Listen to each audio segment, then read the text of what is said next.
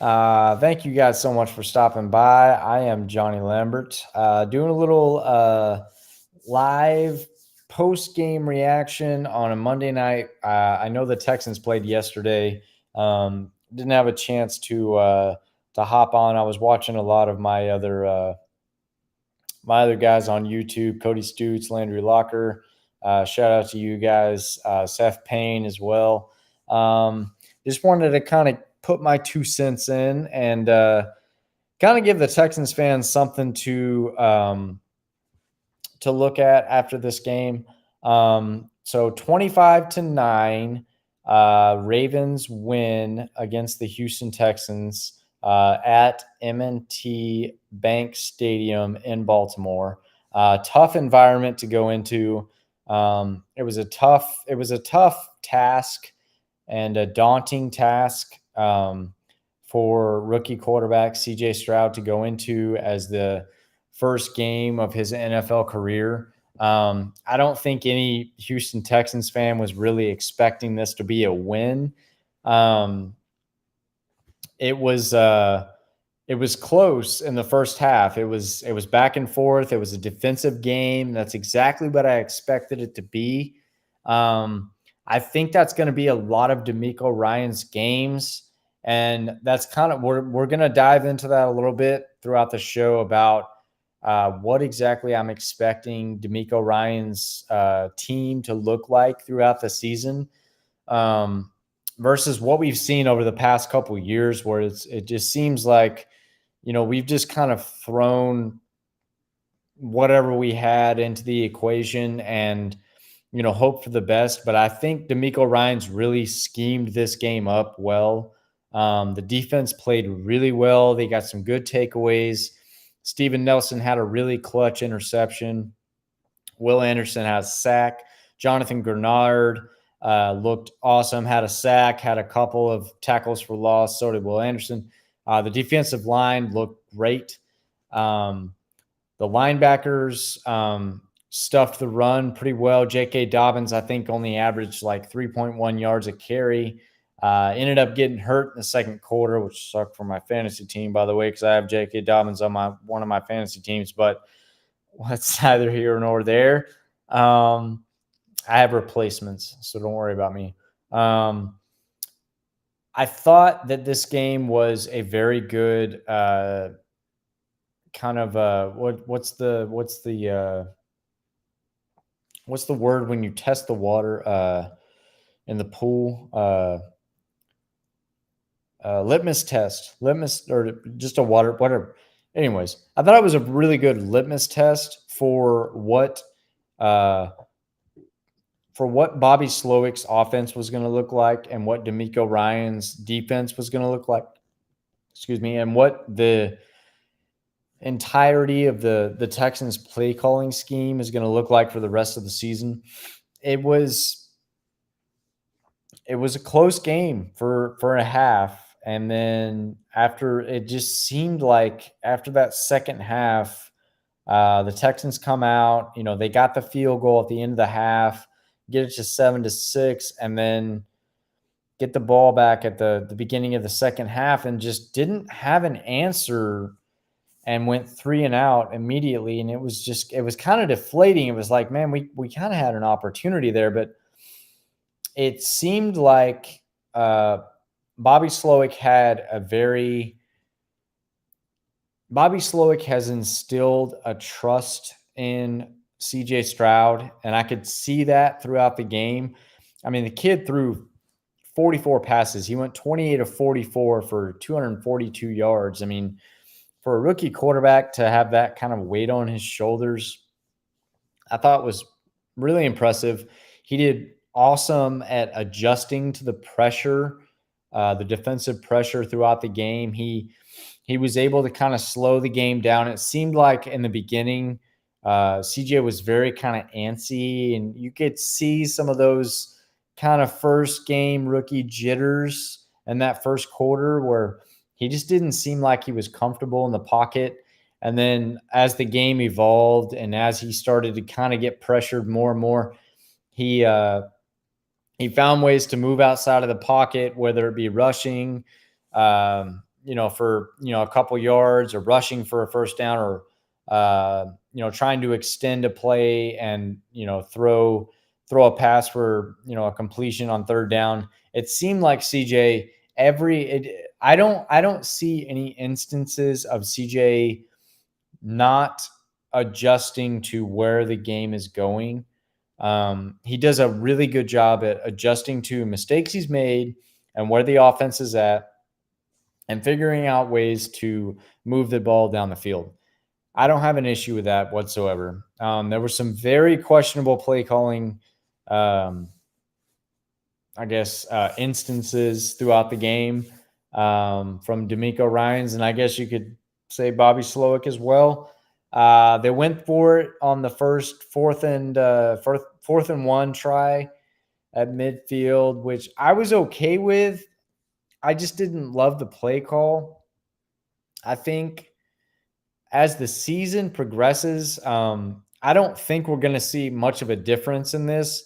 It was good to see that D'Amico Ryans is bought into his offense, and I think that was kind of more of the point of why he made the fourth down call decisions. I think it was D'Amico just telling his offense, "Look, I trust you guys. If you get it, you get it. If you don't, I'm behind you, and it's on me."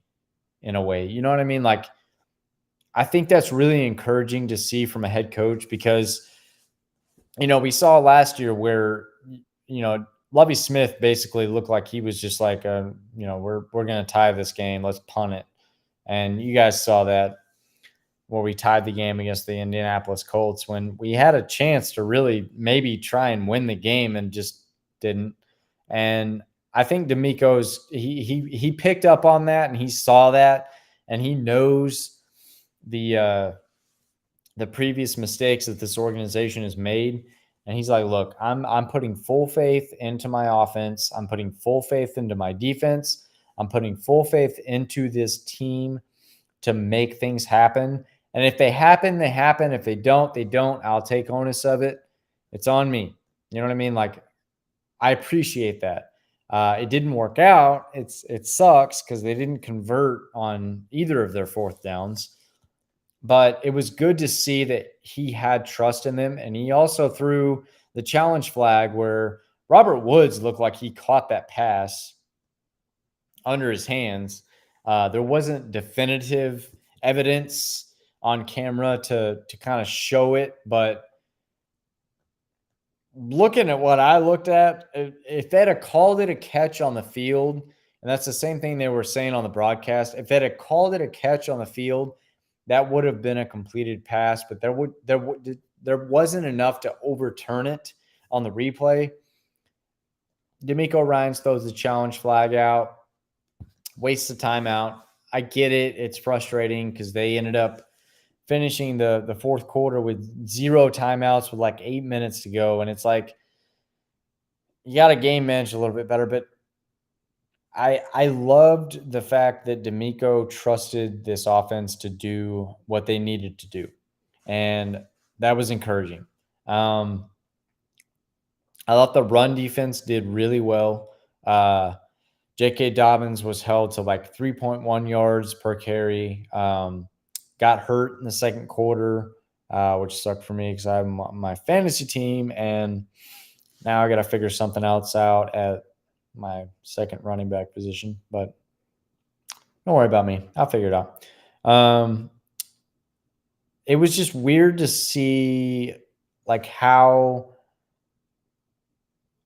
the Texans' rush defense, even after J.K. Dobbins left in the second quarter, they didn't really adjust much. But the Ravens have 3 really good running backs. They got Gus Edwards, they got Justice Hill, who can basically pick up and do the exact same thing that J.K. Dobbins was doing. And they didn't really adjust much to a different player. They kind of ran the same style of defense, but the Ravens they found success to a certain extent, and they ended up finishing the game with 110 rushing yards, which the Texans last year were the worst rush defense in the NFL, notably, uh, at like over 150 yards average per game. So 110 yards is an improvement, very much so from last season. So I'm liking that. Jalen Petrie got hurt on a play that I saw him on the sideline after it happened. And apparently he was coughing up blood, which is never a good sign and never a good thing at all. And I'm not trying to make light of it. I guess reports came out that he actually had a bruised lung. And I would not expect him to be out against the Colts this week. I would not expect it. I would not expect him to play, I guess I should say, against the Colts next week. If he does, I'm going to be shocked. He spent the night in Baltimore hospital overnight to get tests run and exams done on that bruised lung. And he's reportedly back in Houston today. Today is Monday. But he spent all yesterday, Sunday, and Sunday night in Baltimore at the hospital. So thoughts and prayers to him. He seems like he's doing okay, but I really don't expect him to be back out there. Jimmy Ward had a hip injury earlier in the preseason, right before the season got started, and we got note of it a couple days before the Ravens game that Jimmy Ward had that injury going on. I would expect Jimmy Ward to be back. Even if he's not, we'll talk about the defensive backs. They held up pretty well, in my opinion. I don't think this was a game. This wasn't a game where it was like so glaring that the Texans defense was just awful. Like I said, they had several good turnovers. They had the Steven Nelson interception. They had the MJ Stewart fumble recovery when Lamar Jackson's just holding the ball like a little candlestick in the middle of the field, and somebody came and swatted. I think it was Tavier Thomas came and swatted it away, and MJ Stewart recovered the fumble. I don't think this is a glaring. The Texans have a problem on defense problem. I'm more worried about the offensive line. And we'll talk about that a little bit. So George Fant was another injury, succumbed to this ball game. He had a shoulder injury right around the same time. I think it was a little bit after maybe Jalen Petrie got hurt, where he had a shoulder injury, and they stuck Michael Dieter in there, who has, in my research and every other Texans fans or reporters research, has never played right tackle in his career. They stuck him in at right tackle for some reason instead of shifting Josh Jones over, which I can kind of appreciate in a way, because it's like they had to throw somebody in because George Fant got hurt in that instance where they had to throw somebody else out there, and it wasn't like they could reconfigure everything, in a week. Like, you had to figure it out now, and they just kind of threw what offensive linemen they had available into that position instead of moving another offensive lineman into another position and putting Dieter into, that position that offensive lineman had just left. I get it. I understand. It was a knee-jerk reaction, but I feel like throughout the week and throughout practice, we'll probably see if George Fant doesn't come back, which I haven't seen any reports that say he's coming back. I haven't seen any reports that say he isn't coming back. We know Titus Howard is out, who's our starting right tackle. We know he's out through week 4. So it's either George Fant or Josh Jones, or I guess Michael Dieter. But I think it's going to be Josh Jones, and I think they'll move Michael Dieter to left guard. If not, maybe Kendrick Green. And then they also signed Bochner or Boat, whatever that guy's name, Chris Bochner, whatever he is, from the Denver Broncos. He may work himself into the equation at some point, but I think there's three positions on the offensive line that are solidified: is Laramie Tunsil, Jarrett Patterson at center, Laramie Tunsil left tackle, Jarrett Patterson at center, and Shaq Mason at right guard. Left guard and right tackle, they're going to plug and play. They're going to figure out what's going on there. And I mean, it's same old. I was watching. I mean, Landry Locker and Chris. I'm sorry, Cody Stutes both have the same thing to say about it's the same old woes and new woes and the same old song being sang about the offensive line. We've had offensive line struggles throughout the offseason, throughout the preseason, and this is the NFL, guys. Players are going to get hurt. Players are going to go down, especially on the offensive line. That's probably one of the most injury riddled positions in the NFL is the offensive line.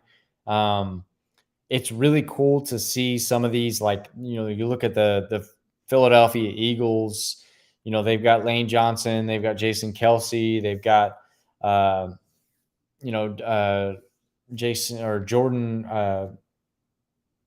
Anyways, a lot of these, I'm blanking on Jordan's last name, but a lot of these NFL, high caliber, uh, coming off of Super Bowl winning teams have a really solidified offensive line. There's guys that stay healthy throughout the season, and it's great, but most NFL teams are going to have some banged up offensive linemen throughout the season. It's just the way the NFL works. And not to say some of those great teams, don't have offensive line injuries throughout the season. It's going to happen at some point. One of those guys is going to get hurt. Maybe it'd be for a game or two, or a few games, whatever the case may be. It's going to happen. It's not like it's the Houston Texans are just cursed and, oh, the season's over and what. No, we're going to have to figure out a way to manage what's available for Bobby Slowick and what we can make work with what we have, because at the end of the day, it's not going to be a cakewalk on the injury report. Does it suck that Jalen Petre's out? Yes. Does it suck that Titus Howard's out? Yes. Does it suck that George Fant's out? Yes. Does it suck that Kenyon Green, who was supposed to kind of have a breakout season, being a first-round draft pick this year, goes on IR and is out for the season? Yes, it sucks, but these are things that are going to happen. They're just going to happen. And there's probably going to be more injuries throughout the season. And you're going to have to figure out a way to make it work. And Texans fans, don't get discouraged. This was a very tough task going into Baltimore to try and even match up to the Ravens. Was going to be a tall task. And in the first half, the Texans did so.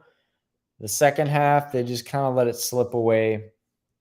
And the score ended up being what the score was. But, I mean, you can't get too overly discouraged about it. I still think the Texans have a really good chance to be a productive football team this year. I still think there's a lot of promise out of CJ Stroud. I still think there's a lot of promise out of this defense. I still think there's a lot of promise out of this offensive scheme and what Bobby Slowick is trying to build. It's not going to be seamless. It's just not.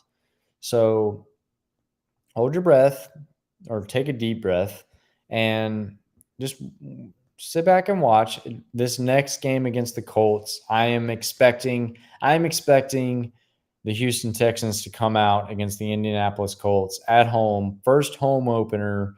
DeMeco Ryans, welcome to NRG Stadium, home opener. I think it's going to be a great game. I think it's going to be a Texans win. I really do. I haven't seen the line yet. I'm sure the Colts are probably favored by maybe a small margin, maybe 3.5, 4 points. If more than that, I'd be shocked, but I think it's going to be a close game. I think it's going to be a Texans win. So, Texans fans, just hold your breath, chill out. The Ravens game was a tough task. The first game of the season, that was a tough task. Probably the best time to, and I said this whenever I saw the schedule come out, the best time to catch the Ravens would have been that first week. And if they could have made that into a win, it would have been huge. But they didn't. They lost. We move on to week 2. Just move on to the rest of the schedule because the Texans have a pretty damn easy schedule throughout the rest of the season. Um, that's kind of my it's kind of my takeaway. I know this is a little bit of a shorter video. I'm still trying to figure some things out with live streams and what the hell is going on with my internet. I don't know. I want to get you guys interacting with me. I was live on Cody Stute's stream um, yesterday and the day before.